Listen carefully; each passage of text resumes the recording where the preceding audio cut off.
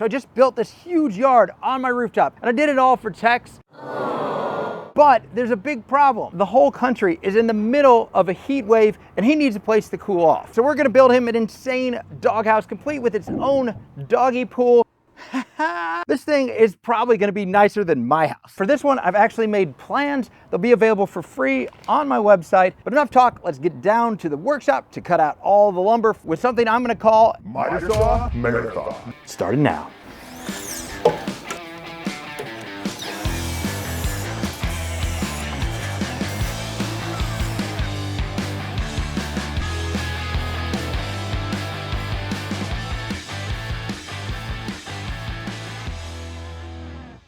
Actually took some time off this weekend for July 4th. We had my friend Trey's band play up on the roof for a little barbecue.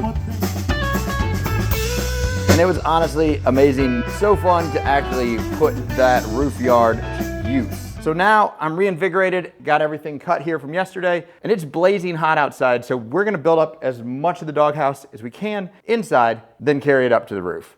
The framing is just basic 16-inch on center studs with openings for a window in one wall and a door in the other. Then I used my Rockler one-handed bar clamps to loosely assemble the walls. The doghouse is a simple freestanding lean-to style with a sloped roof, which is why you see one side wall taller than the other. The sloped roof is created by rafters running across the walls, which needed to be notched with a jigsaw in order for them to sit flush on the 2x4 walls. I screwed the rafters down to the walls, which made it easier to attach the two ledges for the roof. If you're a person that doesn't always have an assistant with you in the shop, which is probably most of us out there, these one-handed bar clamps from channel sponsor Rockler Woodworking are super handy. Hit the links in the description for all the Rockler products and get yourself some of these. Next up, we got the exterior siding here. You're gonna cut that down on the table saw and then throw some paint on it before we install it, because I think that's gonna be easier.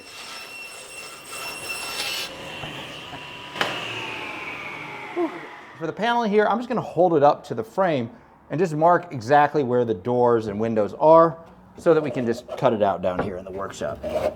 Okay.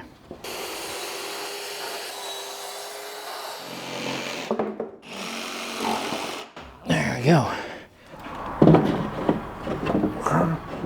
Perfecto. All right. Now we're gonna paint all those panels. I'm doing that now because generally it's easier to paint when you don't have to tape anything off. It also allows us to spray, which is gonna be way better for getting in all these little grooves. And for small jobs like this, I got my HVLP sprayer from channel sponsor Rockler Woodworking. I've got the big paint sprayers, which are great for rooms, but when you're doing furniture, this little one is awesome. Easy to set up, easy to clean. Link in the description if you guys are interested.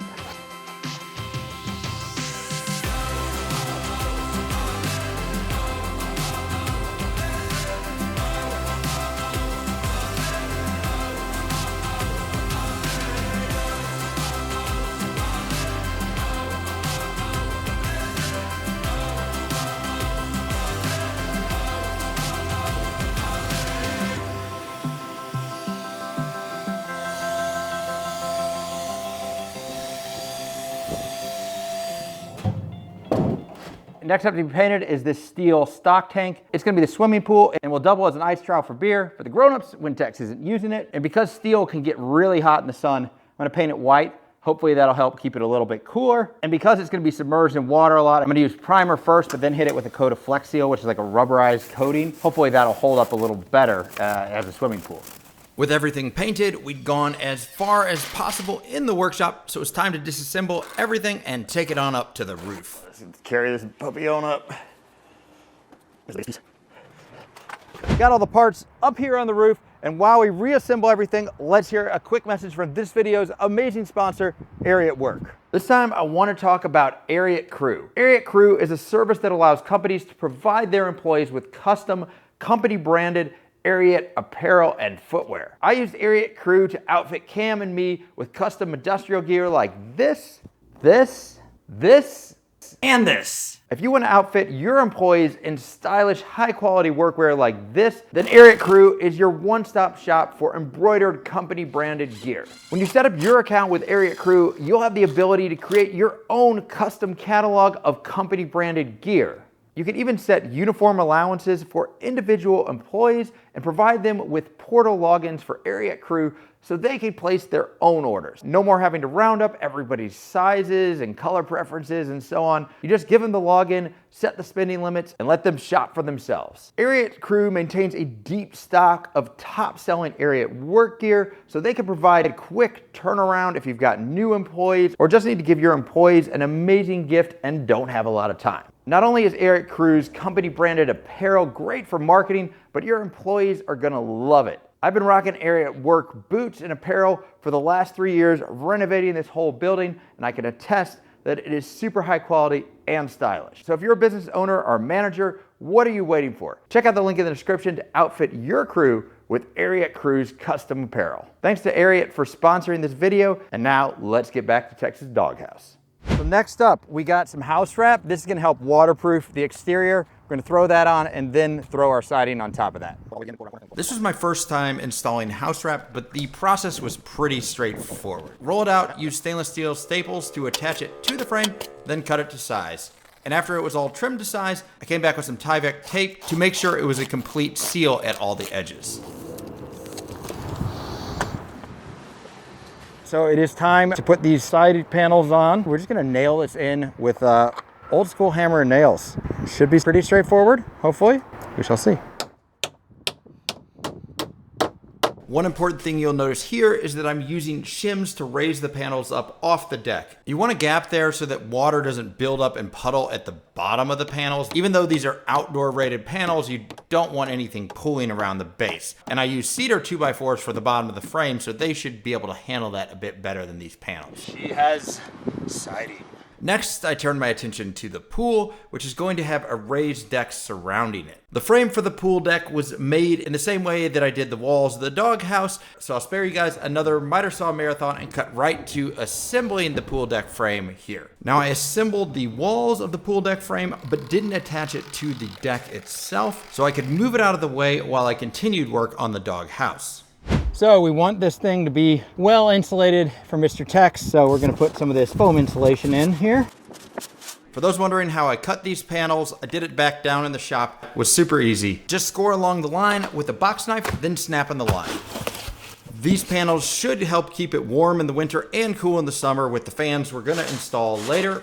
And to make sure it was a good seal, I came back and filled all the gaps at the edges with some great stuff expanding clay.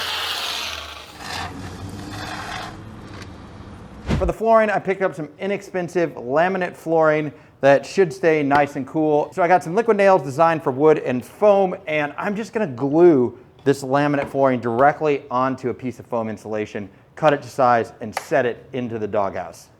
Now, some of you might be questioning whether this is actually sturdy enough to make up a floor. While I wouldn't recommend it for a floor that human beings are gonna walk on, the combination of the foam and flooring glued together is surprisingly strong, plenty for a doghouse. You can see here I even was able to cut it with a table saw, and it was super easy to install.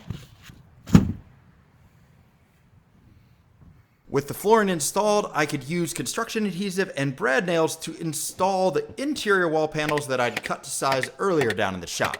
And for this, I just used the same wall panels that I used on the outside, except I painted them white because I wanted it to stay cool inside in the summer. I added a small solar-powered wall fan on one side of the house and a solar-powered exhaust fan on the other side. I also added a cover plate for the exhaust fan so that it can be closed off in the winter and because it looks a lot nicer. These fans both came with solar panels, which we're gonna come back to install later once the rest of the structure is done. Okay, for the window, just cut down this piece of acrylic sheet here and cut down some pieces of cedar to make the frame out of. Now, I'm well aware this isn't like a proper full window, but I have never built a home before or anything like that. So all this is new to me. Feel free to leave comments. Tell me what I did wrong. Tell me what I could do better. This is a community where we all learn, so definitely feel free to share. I started by making an interior frame from cedar about half the width of the opening. Then use a ton of caulk and press the acrylic sheet against that interior frame. I then installed the sill using a shim to tilt it so that water would flow away from the window.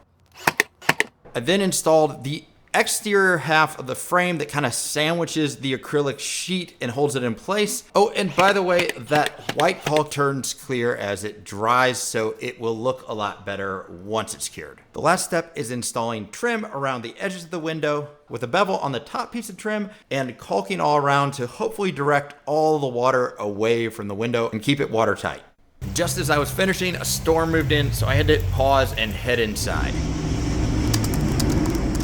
This week, it has been raining a ton. Even the days like today when it was supposed to be perfect, we're still getting some rain. This has just been making it challenging because every time it starts raining, you got to scramble, you got to put all the tools away, get all the camera equipment put away, cover up the doghouse. We got a clear patch, it looks like, for about 3 hours. We're going to try to squeeze in some work. The sooner we get the roof on, the better, because once the roof is on, then the start and stop is a lot easier because it's really just the camera gear. Now, it is very difficult for me to fit through that door to the doghouse, so I figured it would be easier to install the insulation on the roof before I attach the roof to the frame.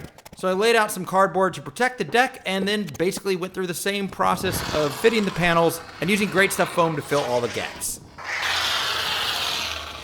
This is the first time I've ever done roofing myself, and I basically copied the process from a doghouse build video on our channel called Drew Build Stuff. You guys might have seen it. It has only like 10 million views. I love Drew's doghouse design, and those of you that have seen his videos will notice that I'm taking inspiration from his modern lean-to and adding cool features like the pool, a feature wall, some crazy LEDs, and those will all get to in a minute. Back to the roof, I'm not going to rehash what Drew has already done, so I'll leave a link to his channel and cue the musical montage of the roof going in.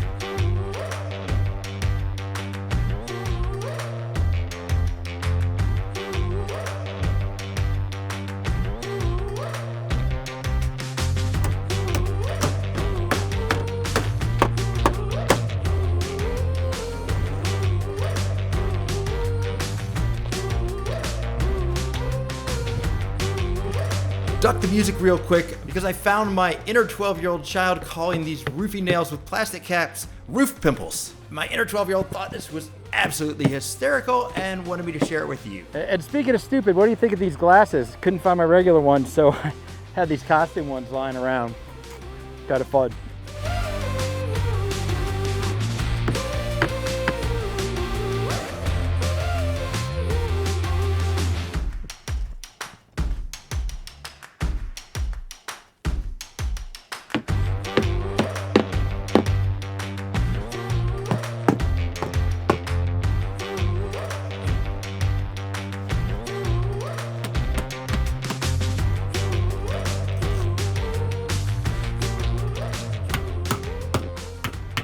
All right, got to cover everything up again because it is looking like it's about to rain again.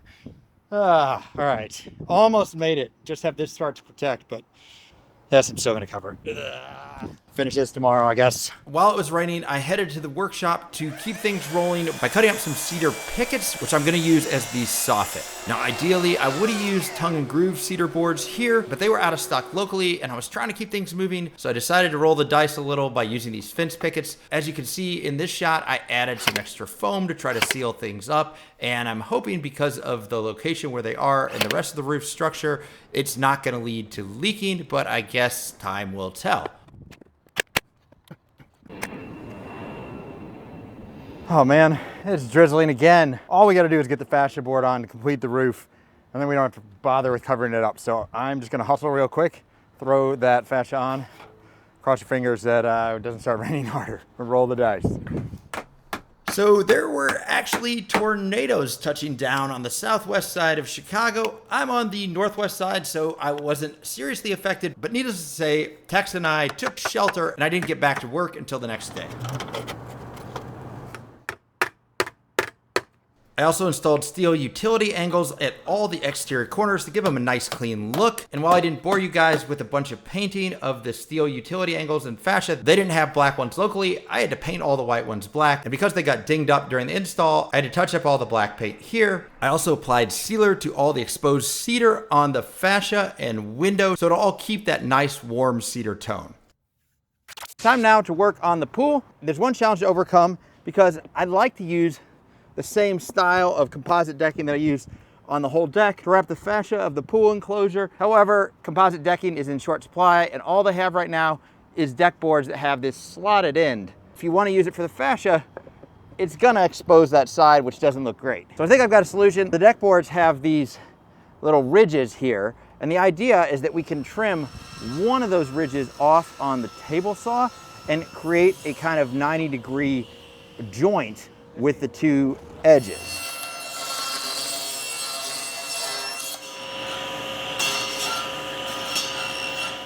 All right, experiment was a success. Here are some sample pieces I cut just to show you, but that's what you're gonna get at the joint between the top of the deck and the fascia. I think that this looks pretty cool. With that sorted, I applied joist tape on the areas of the frame that were likely to get splashed from the pool. This tape should prevent water from soaking into the frame and hopefully prolong the life of the pool. I also added some 2x6 braces at the corners to help support deck boards, which would otherwise be left dangling when we cut them out to fit the pool in the deck. I used Trex hidden fasteners to install the top deck boards wherever I could, but there were a few spots where I had to put screws in from the top that would be visible. With all the boards installed on the top of the pool deck, I could come back with my track saw to cut the ends flush all at once and hit all the edges with a roundover bit on my router to give a nice finished edge. Next, it was time to cut the hole in the deck to fit around the stock tank. This turned out to be way easier than I thought it would be. I just placed the stock tank on the deck, traced an outline of it, and used a jigsaw to cut along the line I traced. I was worried this would look a bit sloppy, but I took my time and I think it came out pretty darn good. All right, to make our lives a little easier, we're just gonna assemble the step on its own and put it up, screw it in from the back. Okay. This is not a traditional construction methodology, but it works. Once the step was attached, I added the last pieces of fascia to the pool deck. And with that, we could drop the pool in, and cameraman Cam decided to give it a little test before we showed it to Tex. It can work. Now, I do need some way to drain this pool, so I drilled a hole at the base of the stock tank and added a drain that's typically used for rainwater collection. Now, I know this drain won't let all the water out, but the stock tank is pretty easily removable when there's just an inch or so left. So I can just pull the tank out to dump the last inch of water, and doing it this way meant I didn't have to put a big hole in my deck. Back to the doghouse, I added some cedar trim around the top and base of the building, and these were just 2.5-inch strips that I'd cut from cedar pickets. I also added a little cedar planter with some dog-safe English time to spruce up the entryway to the doghouse. Next up, time for some LEDs. We got this triangular aluminum profile for the LED strips, and we're gonna attach that by screwing some little plastic clips for it right into the cedar under the roof.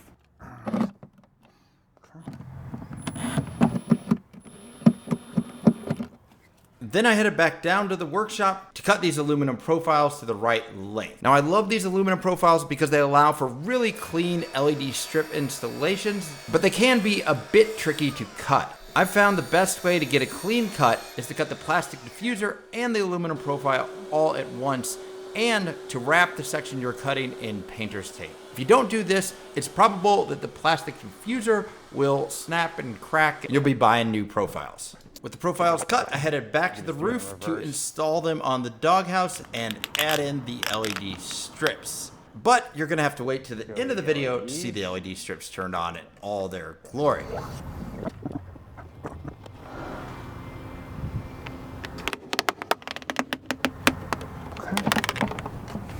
Now for Mr. Tex's own penthouse feature wall. We're gonna start by installing a post to hold some lattice up between the house.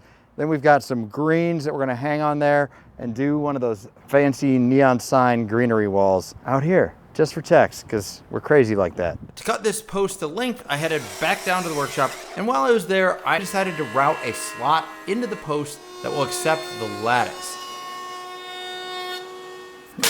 And then painted the post a matte black to match the doghouse.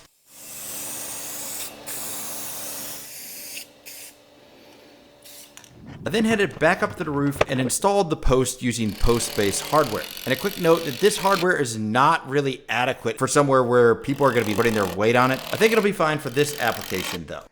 I then took the lattice to the back half of the roof so I could have some space to cut it to its final size. Once it was cut, I was happy to see it drop nicely into the slot that I cut in the post.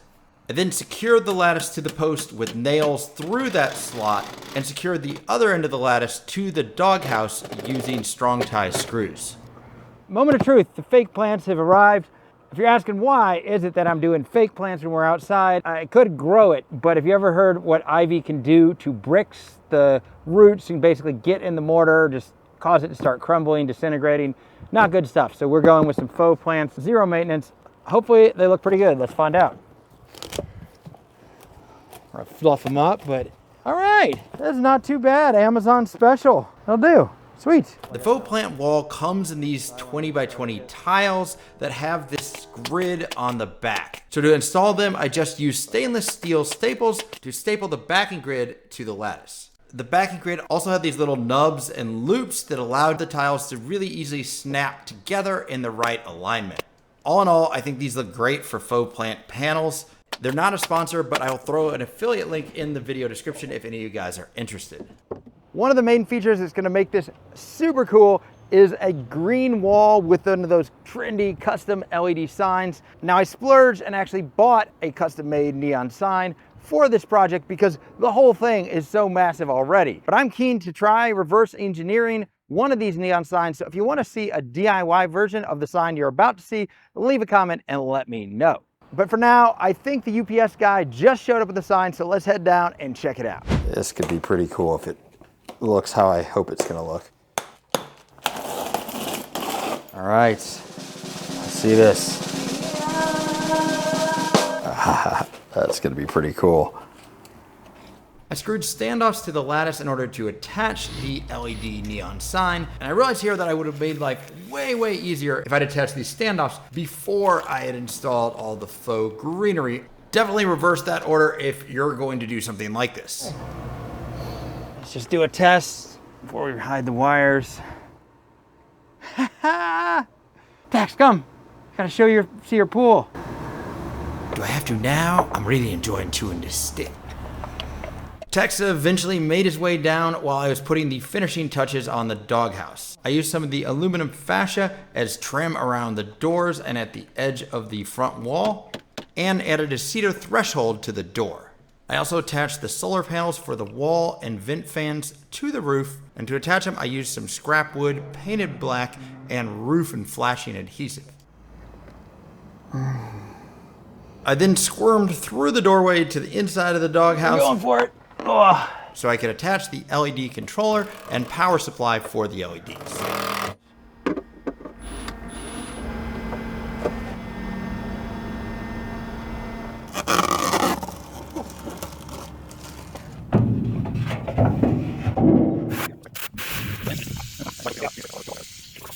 So we got some finishing touches here. We got a little solar fountain. Just keep a little aeration, keep water moving so it doesn't get like a crusty surface. Also got these magnetic underwater LEDs. I'll light it up a little bit under here. Real quick, I want to let you guys know that this doghouse build is actually part of a doghouse build challenge that I did with a bunch of other YouTube creators. And we're raising some money for dog charities. There'll be a link in the description to a website that will direct you to all the other doghouse builds in this challenge, and a link to the charity, which as a recording, we're still deciding on, but all the info and details will be there. So if you want to support a good cause, help some dogs out, check that out in the video description below.